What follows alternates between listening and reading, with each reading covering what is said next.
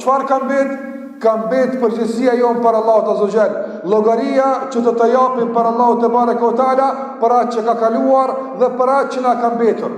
Prandaj ne në këtë situatë, në këto rrethana, përballë këtij realiteti duhet ta kujtojmë gjithmonë një fjalë që disa herë ndoshta kemi përmend, një shembull që ndoshta disa herë kemi prezantuar, por mendoj se është shumë ilustrativ dhe shumë i rëndësishëm për këto momente dhe çaste të fundit para se të futemi në muajin Ramazan.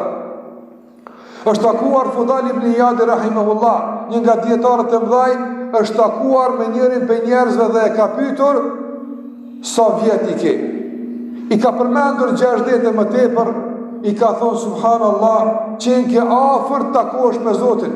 Qase njeriu kur t'i bën mbi 60 vite, padyshim se është më afër vdekjes saj që është në rini, edhe pse çdo kush për neve është afër vdekjes, nuk e din kush vdes më herët e kush më vonë.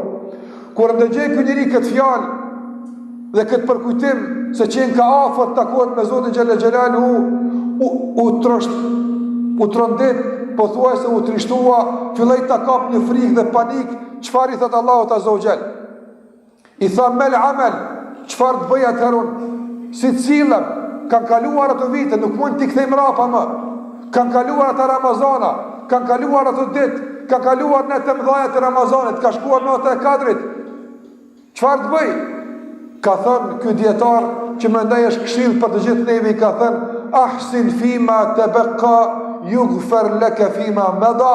Tha, përmirësoje në atë që ka mbet, ta falë Allah që ka kalu. Andaj nëse e kaluara, Ramazani kaluar, ditë të kaluara kanë shkuar me shpejtësi më rramense. Kanë kalu me një shpejtësi pothuajse është një ditë, dhe në tëra që ka kaluar ne kemi vreti për veten tonë. Është dashur të jemi më të mirë, më të devotshëm, më tepër të përkushtuar ndaj Allahut Azza wa Jall. Kritika dhe vretja nuk duhet të mbeten këtu, por duhet të kenë një rol konstruktiv të na përmirësojnë qasin për të ardhmen. Andaj nëse Ramazani i kaluar të ka met me zhig, pse ndoshta s'ke bëu dhikr më tepër, apo s'ka ra shahadet më tepër sikur që hoxha e përmendi, apo s'ke bëu istighfar sa duhet, ajo tashmë ka shkuar.